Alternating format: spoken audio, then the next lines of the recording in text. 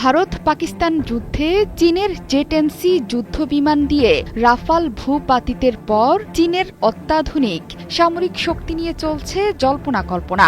চারদিকে শুধুই চীনের জয় জয়কার। সেই ধারাবাহিকতায় মার্কিন বাহিনীর সামনে দাঁড়াতে মে মাসের শুরুতে প্রথমবারের মতো সমুদ্র যাত্রায় নেমেছে চীনের নতুন বিমানবাহী রণতরী দ্য ফুজিয়ান। বলা হচ্ছে এটি চীনের প্রথম নতুন প্রজন্মের এয়ারক্রাফট ক্যারিয়ার, যা আমেরিকার এয়ারক্রাফট ক্যারিয়ারকেও হারিয়ে দিতে পারে।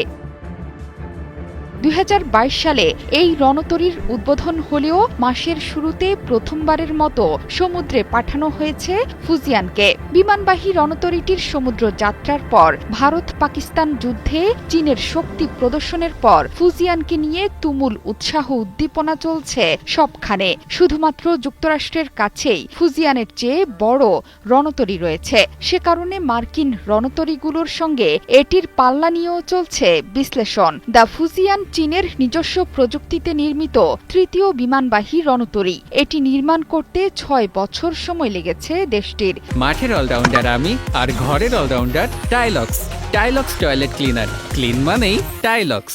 ইন্দো প্যাসিফিক অঞ্চলে চীনা নৌবাহিনীর পরিসর বাড়ানোর চেষ্টার মধ্যেই নতুন এই রণতরী সাগরে ভাসালো বেইজিং।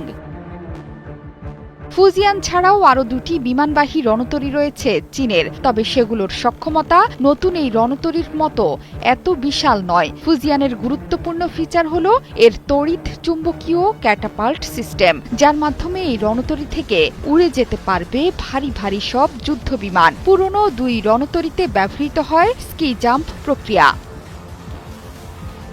বিশ্লেষকদের মতে নতুন এই ফিচারের কারণে চীন আরও বড় বড় যুদ্ধবিমানকে আরও বেশি দূরত্বে পাঠাতে পারবে। সেই সাথে বিমানগুলো আগের তুলনায় আরও বেশি গোলাবারুদ বহন করতে পারবে। সার্বিকভাবে এই রণতরী চীনের নৌযুদ্ধ সক্ষমতাকে অনেকাংশে বাড়িয়ে তুলবে বলে মনে করা হচ্ছে। ফুজিয়ানে ব্যবহৃত তড়িৎ চুম্বকীয় ক্যাটাপাল্ট ব্যবস্থা যুক্তরাষ্ট্রের একটিমাত্র রণতরীতে ব্যবহার হয়েছে, আর সেটি হল UAS জেরাল্ড আর ফোর্ড। মার্কিন নৌবাহিনীর বাকি 10টি পুরনো রণতরীতেই বাষ্পচালিত ক্যাটাপাল্ট ব্যবহার করে যুদ্ধবিমান উৎক্ষেপণ করা হয়।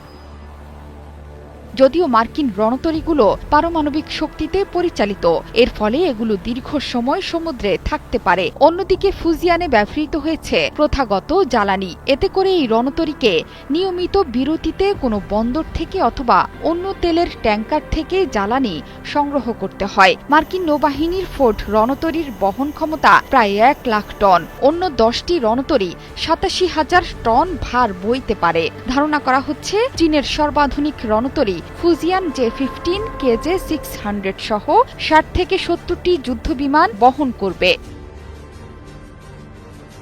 জোহরা চৌধুরী সেতু, ৭১।